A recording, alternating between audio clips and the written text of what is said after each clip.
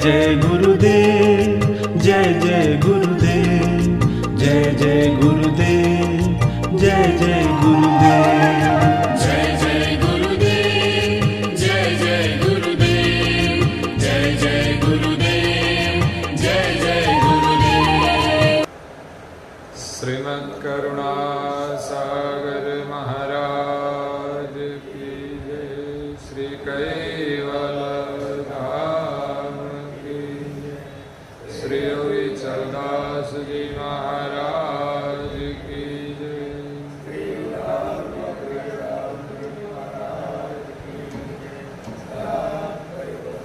सब केवल साहेब, सब केवल साहेब, परम गुरु श्रीमद् करुणा सागर महाराज श्री रचिता पंचम स्वसम वेद यानी पंचम सूक्ष्म वेद जंगम तिलक चिंतामणि स्कंद है तीसरा। निज नभ भवक शरण इच्छा भयो आकाशनाथ वेणु वंचा दरेते शब्द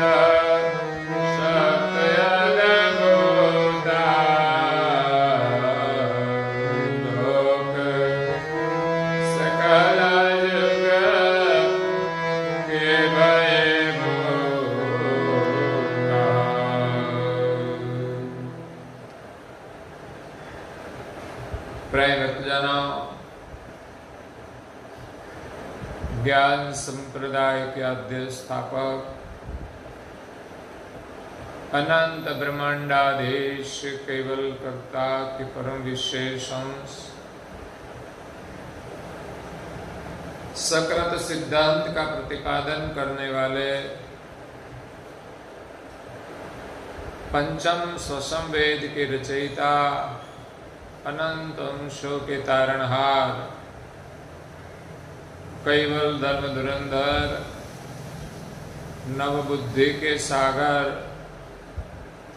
महान समर्थ परम श्रेष्ठ परम विभूतिवान परम दयालु परम कृपा निधि सर्वज्ञ दिव्य परम गुरु श्रीमद् करुणा सागर महाराज श्री विश्व भर के मनुष्य तनुधारी चैतन्य जीवात्माओं को सकर्ता सृजनहार का ज्ञान बोध उपदेश करते हुए स्वरचित पंचम स्वसंवेद ग्रंथ में अलौकिक अमृतमय वाणी से जंगम तिलक चिंतामणि तीसरे स्कंद में जंगम जाति का उद्भव कैसे हुआ, वेद मत के अनुसार पहले हमें उपदेश देते हुए कहते हैं कि निज नव बबक शब्द अण इच्छा बये हूं आकाश मात विनु वंचा। पीछे दिव्य परम गुरु जी ने इस सृष्टि की उत्पत्ति के विषय में कहा कि तीन गुण से मृत्युलोक और देवलोक के सभी प्रकार के शरीरों का निर्माण हुआ और इसमें शक्ति व्यापक है और शक्ति वो निरंजन का अंश है और निरंजन की उत्पत्ति ब्रह्म से सहजा सहज हुई है। उनके लिए वेदों में दृष्टांत दिए कि जैसे सूर्य से जल की उत्पत्ति सहजा सहज होती है, सूर्य की कोई इच्छा नहीं है। पवन से बादल की उत्पत्ति होती है, पवन की कोई इच्छा नहीं होती है। इसी प्रकार निज नव भवक शब्द अण इच्छा निज आकाश छे। शब्द की उत्पत्ति होती है अण इच्छा। आकाश की कोई इच्छा के बिना भयेहु आकाश मात बिनु वंचा। शब्द की उत्पत्ति आकाश रूप माता से होती है, लेकिन आकाश की कोई इच्छा नहीं है। धरते शब्द शक्त अद्भुता। और आकाश के उत्पन्न हुए शब्द में अद्भुत शक्ति है। लोक सकल जुग किए भये भूता। सृष्टि की रचना में जितने भी लोक है वो सब पंचभूत से निर्माण हुए हैं, ऐसा वेद का कहना है। परम गुरु जी तो कहते हैं कि पृथ्वी तेज पवन नभ पानी अति परलंत विलासी। 14 लोक है उनके भीतर, उनकी है जूठी आशी। 14 लोक पंचभूत से बना है। पंचभूत तो नाशवंत है, इसीलिए 14 लोक की जो रचना है, इसमें जो कुछ भी पदार्थ है, अगर तो जो लोक की रचना हुई है उनकी चाहना करनी झूठी है। हमारी सब आशाएं झूठी है कि हम ये चाहे कि हमें ये सब मिल जाए,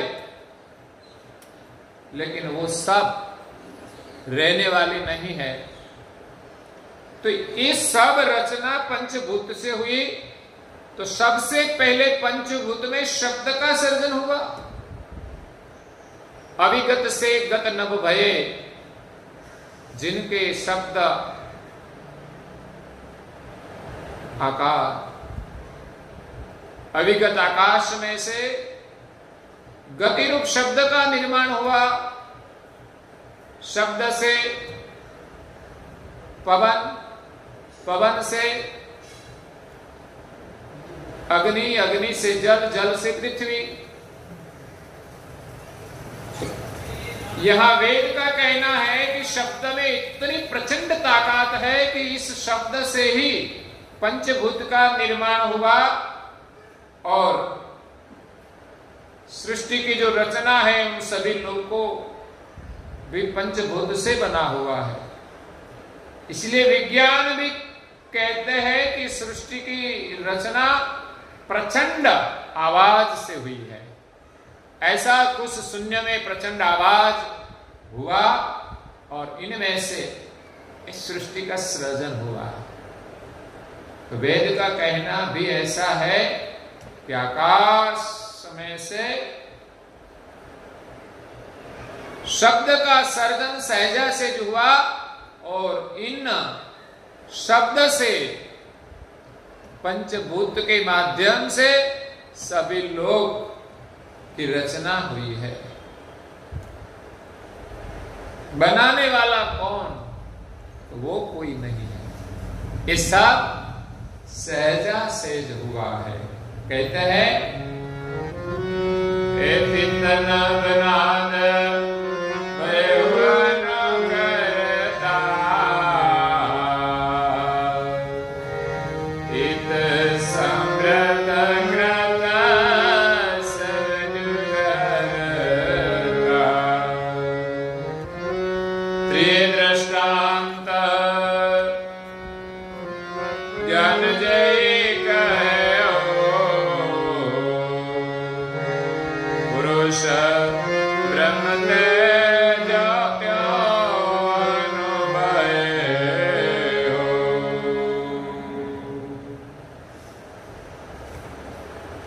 तित नव नाद भयेव अनुकर्ता।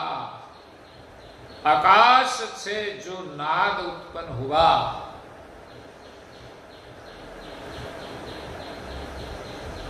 अनुकर्ता, उनका कोई करता नहीं है, किसी ने सर्जन नहीं किया, लेकिन अपने आप हुआ। इत सामर्थ क्रता, ये जो नाद का सामर्थ्य है, इनसे क्रत सब जुग हरता। कि क्रत का सर्जन हुआ, सब कुछ जो हो रहा है तो वो नाद के माध्यम से हुआ, और उनका प्रलय भी होता है।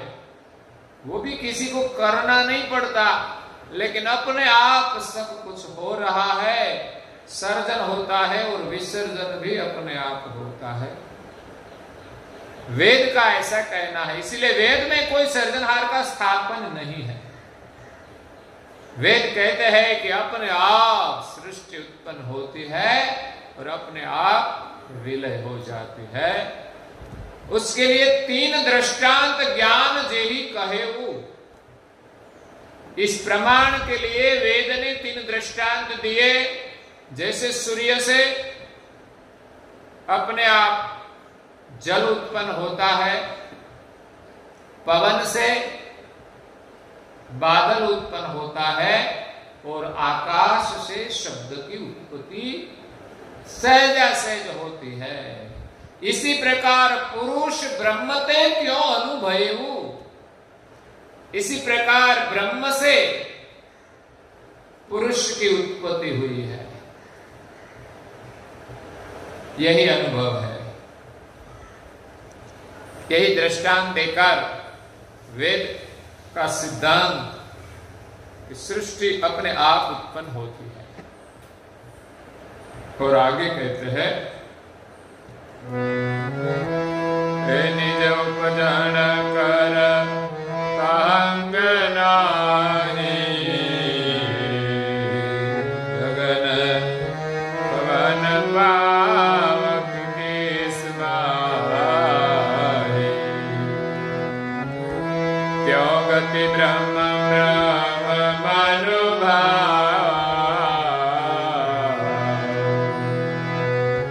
उपज निरंजन सजस्वा। निज उपजान करता हंग नाही, गगन पवक पावक किस माही। गगन यानी आकाश, पवन और पावक यानी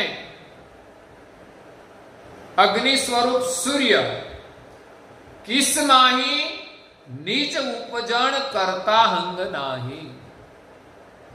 कुछ करने का हंग और उपजन इच्छा किसी में नहीं है। आपो आप ये सब हुआ ऐसा कहते हैं।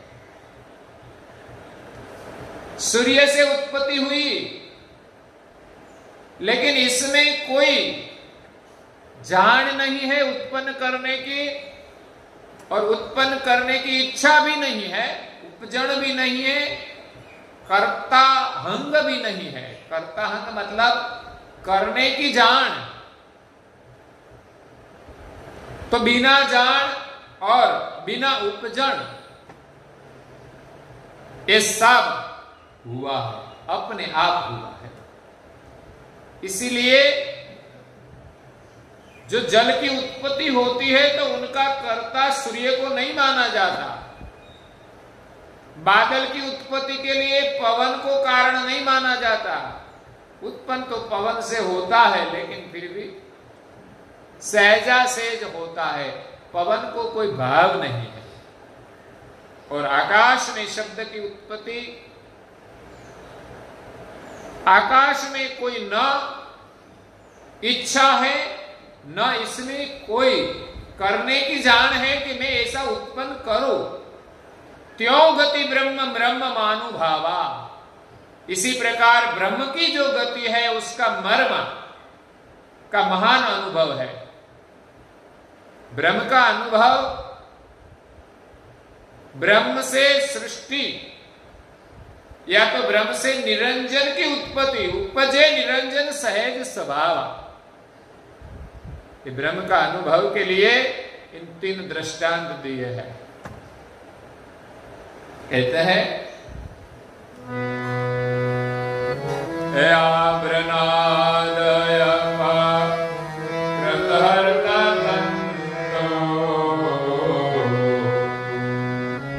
पुरुष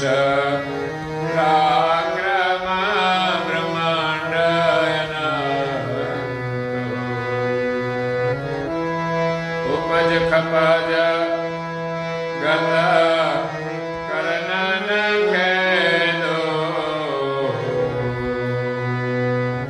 रहत सदा पद ब्रह्मय छेदो।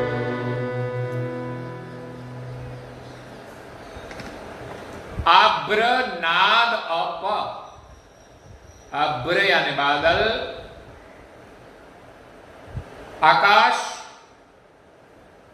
नाद यानी शब्द, अप यानी पानी, करत हर्त तंतु, इन तीनों का जो करत है वो सर्जन और विसर्जन जैसे होता है पुरुष पराक्रम ब्रह्मांड अनंतु, इसी प्रकार ब्रह्म से निरंजन की सहजा से उत्पत्ति हुई और सृष्टि का सृजन और विसर्जन का जो पराक्रम है ये अनंत ब्रह्मांड में वर्तमान करता है। इसीलिए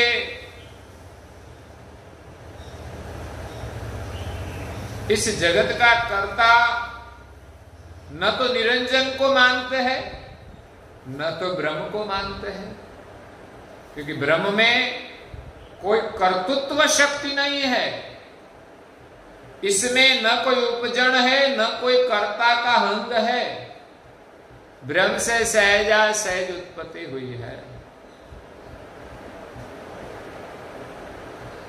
और जैसे उत्पत्ति होती है वैसे ही सहजा से विलीन हो जाते हैं।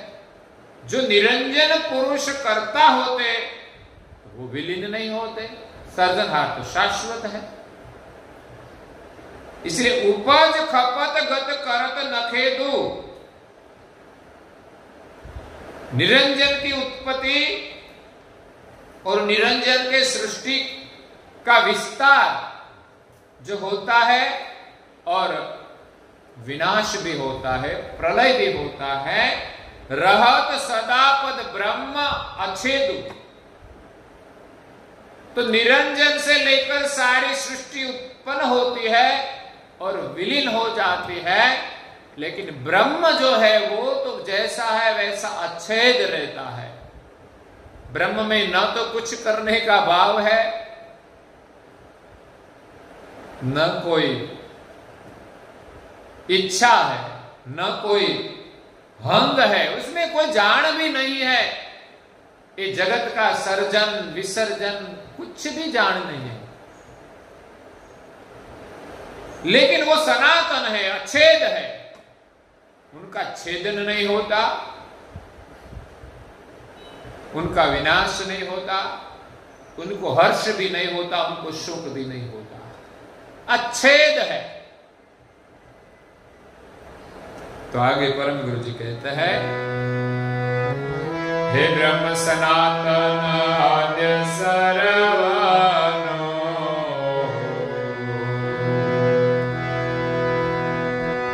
कोटि कल्प जुग अनंतर,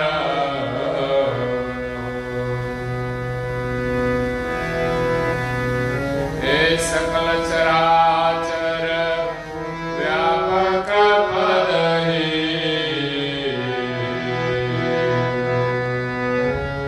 वेद वचन वादित सदाचिदहि। ब्रह्म सनातन आद्य सर्वन, सृष्टि में सबसे आद्य जो ब्रह्म है वो सनातन है, वो अनादि है। सृष्टि की आदि और अनादि है, कोटि कल्प जुग अनंत अरबनो। वो करोड़ों कल्प से, करोड़ों युग से, अनंत अर्ब से, उसकी कोई गिनती नहीं की जाती। अनंत अरब और कोटि युग और कल्प से ये ब्रह्म सनातन है, सबकी आद्य है, सकल सराचर व्यापक पद ही।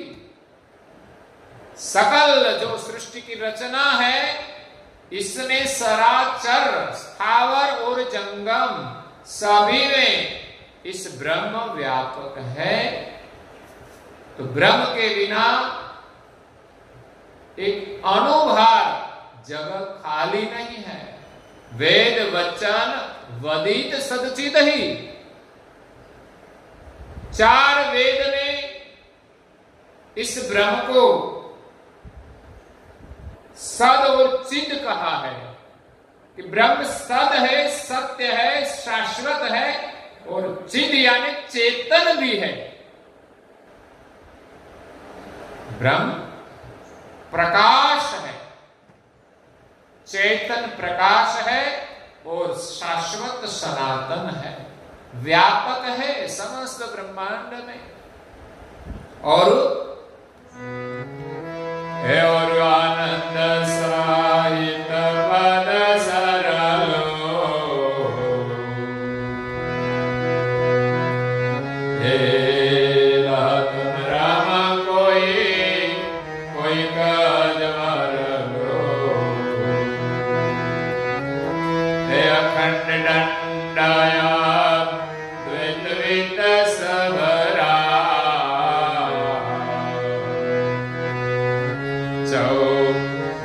दस खस धर सगरा।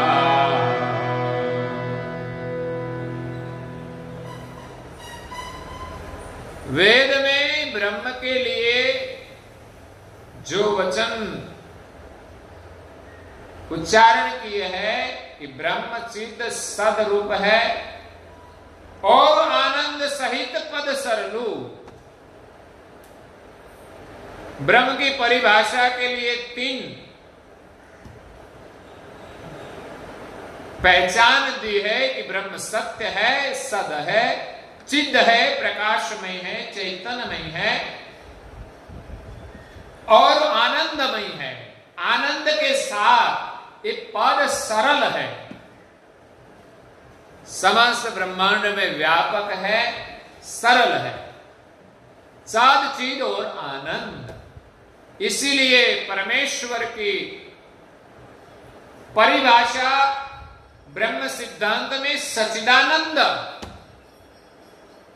की गई है कि ब्रह्म सच्चिदानंद है। इसीलिए वेद सिद्धांत की मान्यता के अनुसार उनको मानने वाले सच्चिदानंद भगवान की जय कहते हैं, उनको भगवान मानते हैं, क्योंकि वो ब्रह्म परम गति स्वरूप है।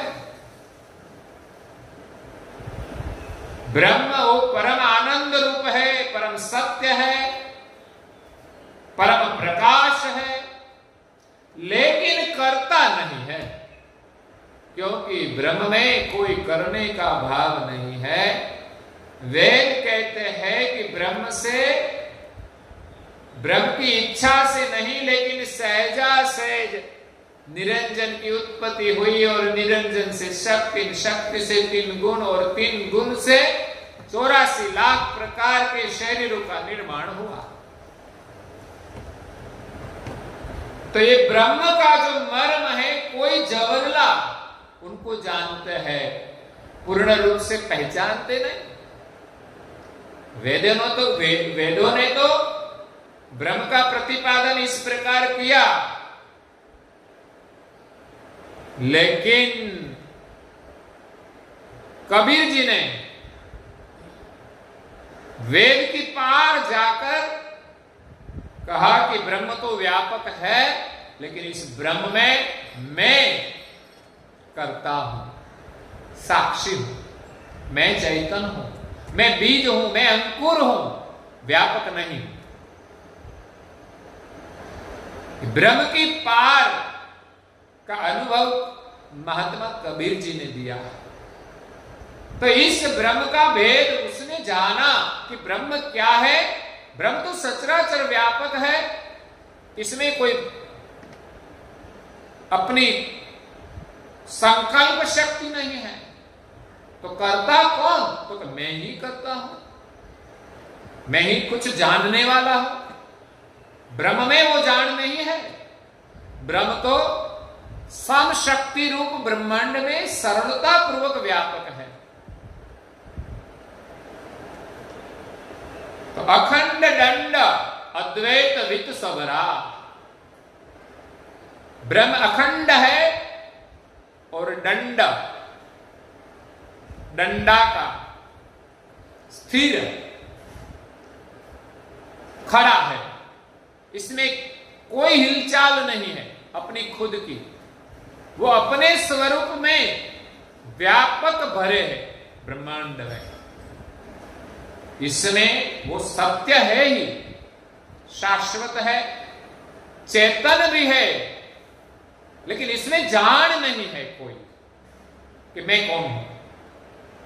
चेतना भी है, प्रकाश है और आनंद भी है। उनके साथ कई महापुरुषों ने एकता की सोहंग ब्रह्म के साथ, तो परम आनंद का अनुभव हुआ। लेकिन सृष्टि की रचना कैसे हुई वो पता नहीं है। किसी ने सर्जनहार का स्थापन नहीं किया। हाँ, परम आनंद की अनुभूति की और सर्जनहार के इष्ट के रूप में किसकी स्थापना की? क्योंकि बहुधा महापुरुषों ने ब्रह्म की बात की, लेकिन स्थापना सगुण ईश्वर की है। कि देवलोक से जो विशेष अंश इस संसार में अवतार लेकर आए वो ब्रह्म का अंश है। लेकिन कबीर जी कहते हैं कि हम ब्रह्म के अंश नहीं है। ब्रह्म सचराचर व्यापक है, व्यापक में कोई भिन्न अंश रहते ही नहीं। क्या कोई समुद्र में कोई पानी का बूंद अलग अस्तित्व रह सकता है? नहीं रह सकता, वो ब्रह्म रूप ही रहता है। तो इसी प्रकार यहां ब्रह्म का जो स्थापन किया है वो अखंड है, दंडाकार अद्वैत है। इसमें कोई द्वैत स्वरूप हो ही नहीं सकता। तो अलग अवतार के रूप में ब्रह्म कभी अवतार लेते नहीं। सृष्टि द्वैत है, लेकिन ब्रह्म अद्वैत है। तो 100 चौ 10 चौ का मतलब 4 और 10 14 चारों ओर, चारों दिशा या तो 10 दशे दिशा, ठसो ठस, खस खींचो खींच, धर सगरा, संपूर्ण ब्रह्म समस्त ब्रह्मांड में ठसोठस सबर भरा है। इस ब्रह्म में सब कुछ धारण किया है। पृथ्वी के साथ सब कुछ इस ब्रह्म में ही है। इसलिए ब्रह्म से सृष्टि सहजा से उत्पन्न हुई है, ऐसा ब्रह्म सिद्धांत का मानना है। और आगे परम गुरु जी इस वेद का जो प्रतिपादन किया है उनका निराकरण अपने अनुभव से करेंगे। तो परम गुरु जी का कहना क्या है वो हम कल सुनेंगे। और आज के प्रवचन को हम यहाँ विराम देते हैं। श्रीमद् करुणा सागर जी महाराज की जय। श्री कैवल धाम की जय। चलदास जी महाराज की जय।